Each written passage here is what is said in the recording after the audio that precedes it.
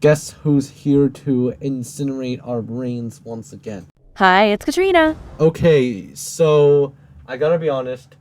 At first glance, I was just jump scared by this Katrina. Number 10. The Lasso Titan Atrox. Hold up, the Titan Atrox, that is a name that is extremely familiar. 66 million years ago, there was a predator that prowled the oceans around what is today Morocco. At the end of the Cretaceous period, just before the dinosaurs went extinct, the mosasaur. Okay, so you're technically not wrong by saying that the Titan is a mosasaur, because it is part of the family Mosasauridae. Was one of the most frightening creatures on the planet. It's not like you've heard of Tylosaurus or Elite 60s before. This particular species, called the Thalassotitan atrox, grew to be an astounding 33 feet long. It was so big that it likely fed on other marine reptiles, including members of its own family. Its name translates to merciless sea giant. What? Thalassotitan only translates to Titan of the Seas. Where did the merciless come from? Researchers recently discovered proof of this real-world sea monster in western Morocco. How many times do I have to tell you that it is an animal, not a monster? Not far from Casablanca. Scientists found fossilized skulls, several jaws, and a handful of other remains that they used to identify the animal. What really shocked them was that the teeth they found were almost always chipped. It's not that surprising considering the fact that so many other fossils have broken teeth. Or broken, suggesting very violent attacks on behalf of the mosasaur. It must have been biting its victims so hard that it pierced their bones and broke off shards of its teeth. Right before the asteroid hit, there was serious diversity all across the planet. Thanks for stating the obvious. Everybody knows this. Discoveries from Morocco prove that before the dinosaurs died, the Thalassotitan atrox was everywhere. The ocean was teeming with very real monsters. Animals. Not... At this point, my mind is just... Hiya. That most people will be glad aren't around anymore. To get a good idea of what a mosasaur looked like, picture a shark the size of a whale and mixed with a lizard and a snake. Oh my goodness. When can this stop? It's just number 10. The very largest of them all was a specimen found in Russia, estimated to be 56 feet in length. What are you even talking about? Number 9. Mauisaurus. One of the largest carnivorous marine reptiles that ever lived was the plesiosaur. Okay, so Mauisaurus is a nomendubium.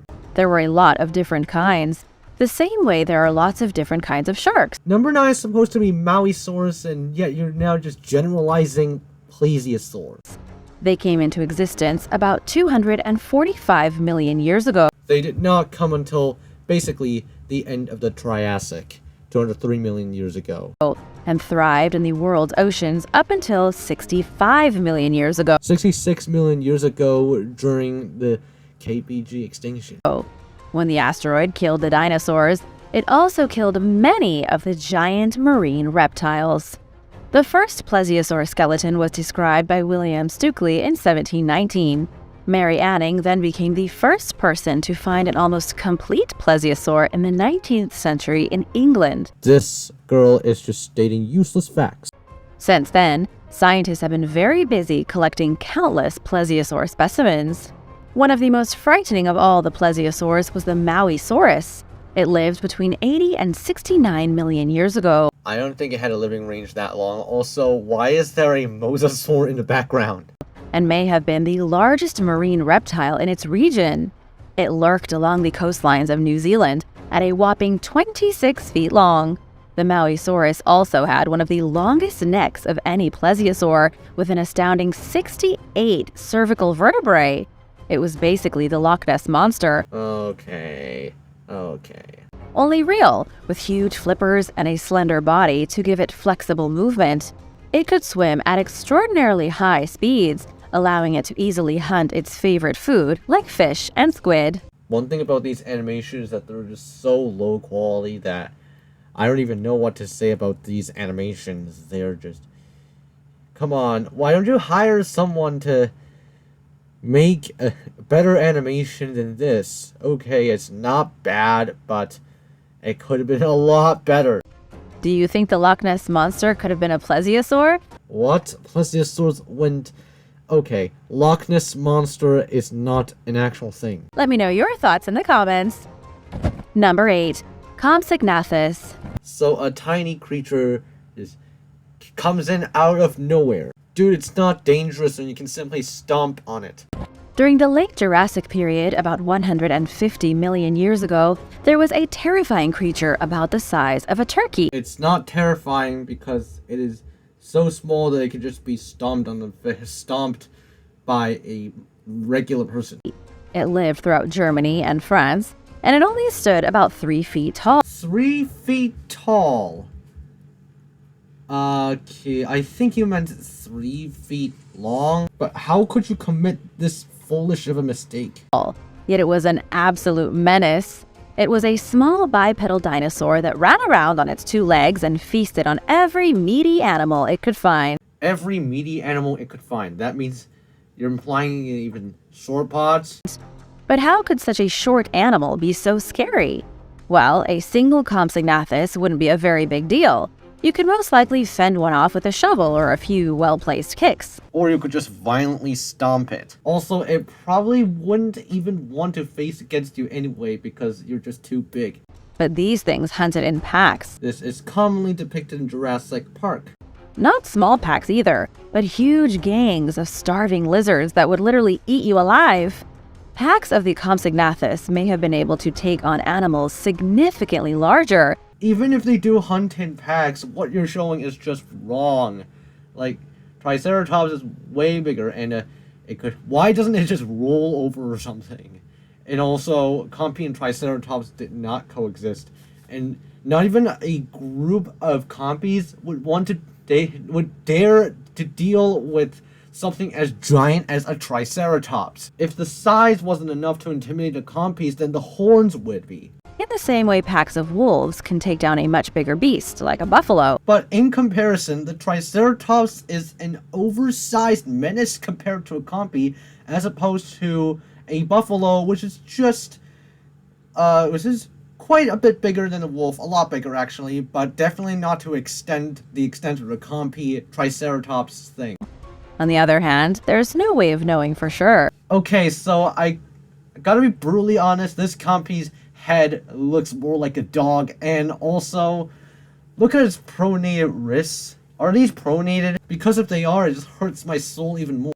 These small dinosaurs may have feasted primarily on bugs and little lizards. For a long time, the Compsognathus was even considered the smallest avian dinosaur that ever lived. But then, the Microraptor and the Mahakala were discovered to be even tinier. None of them are avian. If these things were still alive today, no doubt they would be terrorizing the neighborhood. They probably wouldn't. What, do you think they're bloodthirsty monsters or something? Number 7. Apatosaurus. The Apatosaurus, or deceptive lizard, was positively huge.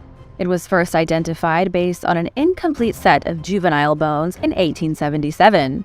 All these years later, there are still only 2 Apatosaurus specimens. But even with only 2 specimens, we can see just how monstrous this giant dinosaur was. Okay, so you called it monstrous, but you didn't call it a monster this time.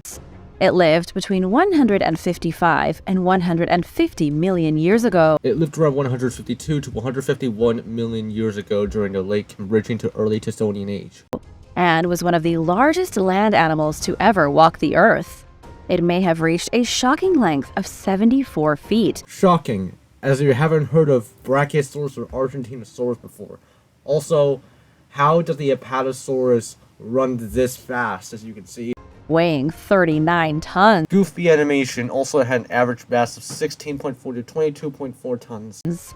This thing was so big, it could have swung its tail and knocked down an entire neighborhood. It's not like you forgot the fact that it could just simply stomp the entire neighborhood.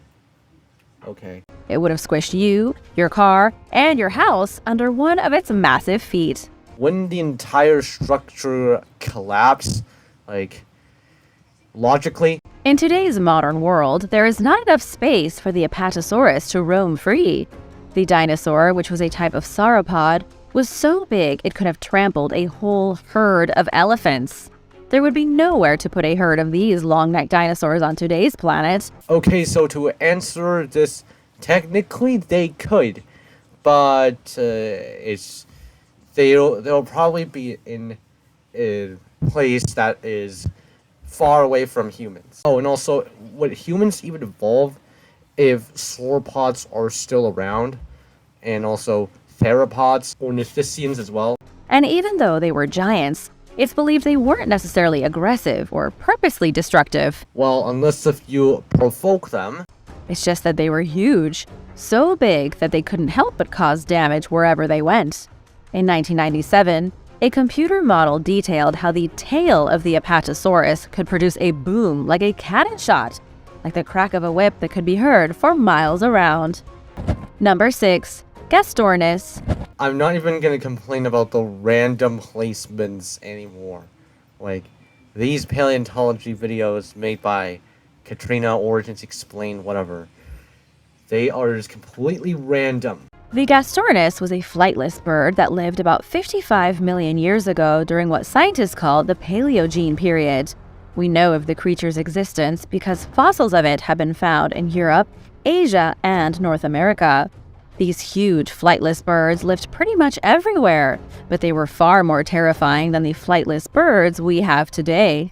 Alive right now are birds like penguins, ostriches, and emus. And while emus are most certainly terrifying, they were nothing compared to the Gastornis. Okay, so logically, if Gastornis is on the list, then there should also be Forest Racos, Kalankin, whatever. The Gastornis could grow 6 feet tall and weigh several hundred pounds. But what made them so scary was their heads. They had huge noggins, with even larger beaks that gave them an incredibly menacing appearance. Their beaks were almost like pointy sledgehammers, so hard they could have used them for cracking open skulls like walnuts. So Gastornis was probably herbivorous that probably ate nuts or something. The closest thing you could compare a Gastornis to would be New Zealand's moa, the flightless bird that went extinct about 600 years ago. The moa could grow almost 7 feet tall and weighed upwards of 340 pounds. One of the most massive, around 510 to 530 pounds, or 613 pounds in various estimates. It's believed humans hunted them to extinction because they were so dangerous. The moa was one of the last dinosaur-like birds to exist on our planet. Dinosaur-like birds? So are you implying that birds aren't dinosaurs? Dude, birds are dinosaurs. And they were even worse than the Gastornis. The truth is that the planet has been plagued by monstrous birds for millions of years. We are currently living in a rare... Dude, in the animations, aren't these two even trying to run as fast as they could? time in which birds aren't actively hunting us. But even though most birds throughout history have been ruthless carnivores, scientists think the Gastornis may have been an herbivore. Instead of using its thick beak for cracking skulls, it might have used it to gather plant material and seeds. Or you could just say nuts. Which do you think? Let me know in the comments. Number 5. Thylacosmilus. Okay, so to me at least that is a weird pronunciation. The Thylacosmilus atrox was a marsupial that lived in South America between 9 and 3 million years ago. And although it was a marsupial, it was more similar to the saber-toothed tiger I should have seen it coming, dude. of North America than any marsupials we have on Earth today. It had huge canines that continued to grow, which originally led paleontologists to think it was a saber-toothed cat. Okay, so where is the consistency? Also, this Smilodon is just absolutely tiny. Is this supposed to be a toy or something? When scientists first started looking over the fossilized remains, they were shocked by its size. The Thylacosmilus was only about half as big as the Smilodon fatalis, aka the saber-toothed tiger. To compare the Thylacosmilus to something still alive, it was about the same size as a jaguar. With more research, it soon became clear the ancient marsupial was entirely unlike Ice Age cats. Professor Christine Janis from the University of Bristol says the Thylacosmilus lacked incisors, which cats use to scrape meat from bone. Oh, every time I watch this Origins Explained these Origins Explained videos, this is just extremely painful, a really painful experience. I have to go through for the content. Its canines were also quite different from Ice Age cat canines, and were more triangular, like a claw. Scientists believe the Thylacosmilus had an extremely weak bite. Even though the marsupial was just as dangerous as a starving jaguar, it may have primarily been a scavenger. Okay, so are you giving it Rugoff's treatment? Researchers have suggested it only used its huge canines to open a carcass and then slurped out the insides with its giant tongue. They have compared its eating habits to animals like walruses and anteaters, not big cats. Number 4. Coelophysis. Is there another one going to be the pack hunting shenanigans again? I'm just predicting.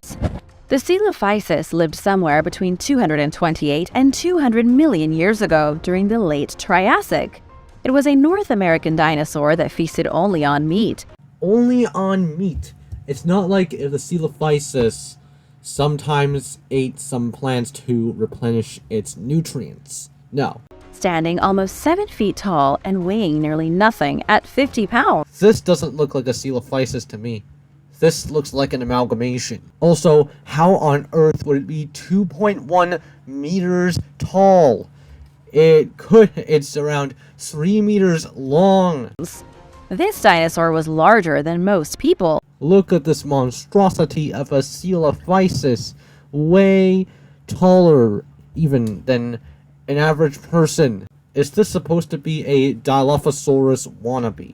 Yet it only weighed about as much as a medium-sized dog.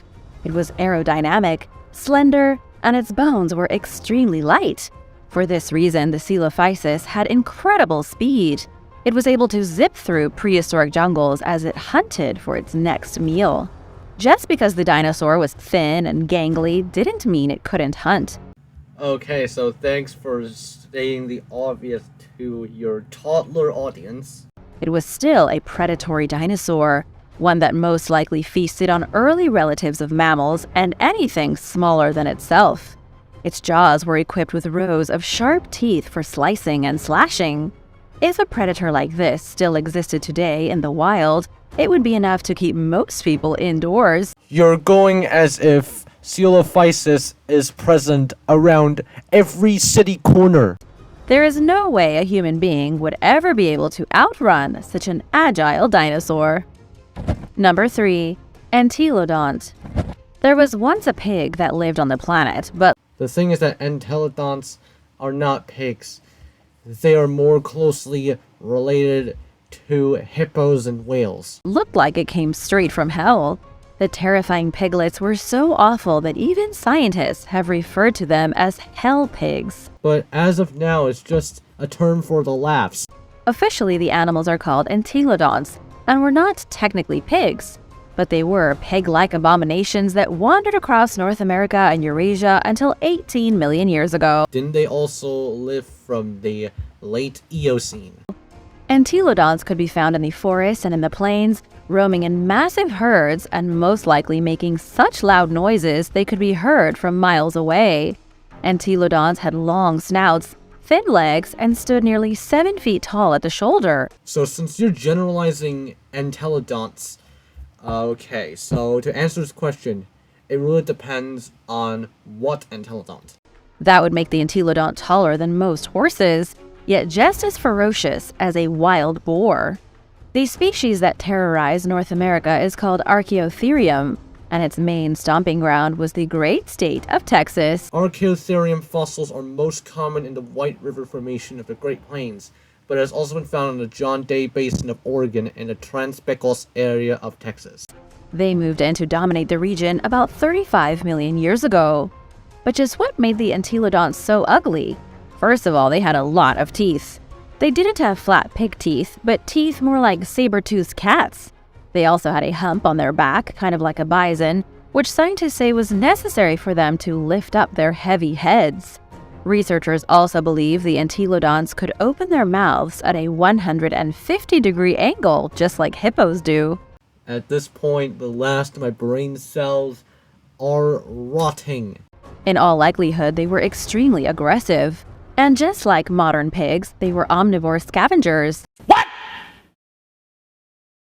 They would hunt, scavenge, and do whatever they needed to get a meal. Okay, so how does an omnivorous scavenger work? Also, even though it is debated, entelodonts may have engaged in active predation. Again, it is debated. Several species of modern pigs occasionally engage in predation, and even traditional herbivores like camels show dental wear consistent with scavenging. Considering how dangerous herds of wild pigs are these days, just imagine how much trouble herds of wild entelodonts could cause for modern society. What do you think is scarier, a giant bird or a wild boar? Let me know in the comments. Number 2. Ginsu shark. AKA Cretoxyrhina mantelli. The Ginsu shark was one of the most frightening sharks that ever swam the world's oceans. The animal's scientific name is different and harder to pronounce, but it was named Ginsu after the kitchen knife for how sharp and dangerous its teeth were. The Ginsu shark had a mouthful of teeth so sharp they could slice through bone. According to National Geographic, evidence has shown that the Ginsu shark was above even the most fearsome apex predators of the prehistoric age. What do you mean by that? I am so confused. You didn't clarify it. Prior to the extinction of the dinosaurs, the Ginsu shark hunted everything it could get its teeth on. Except that it didn't live all the way to the end of the Cretaceous. That included massive marine reptiles like mosasaurs and plesiosaurs, two of the most legendary sea monsters to ever exist. Oh my god. Stop calling them monsters. But no matter how fearsome of a marine predator you were, there was no standing up against the Ginsu shark. What few calcified remains scientists have found suggest the shark grew at least 24 feet long. Okay, so to this person's credit, at least they now sound somewhat real instead of AI generated. They were surprisingly similar to the modern great white shark, but the Ginsu shark was prehistoric and brutal, with 2-inch-long teeth. The only animal we know about that preyed upon this shark was a particular type of mosasaur called Tylosaurus. Perhaps even Spinosaurus if it gets lucky at least. Although to be fair, Spinosaurus probably hunted Squalicorax rather than Cretoxyrhina. The Tylosaurus was a giant mosasaur, over 50 feet long. From what I remember, I don't think the Tylosaurus was that long. Number 1. Archaeopteryx. Oh, so Archaeopteryx is number 1. Archaeopteryx out of everything is number 1.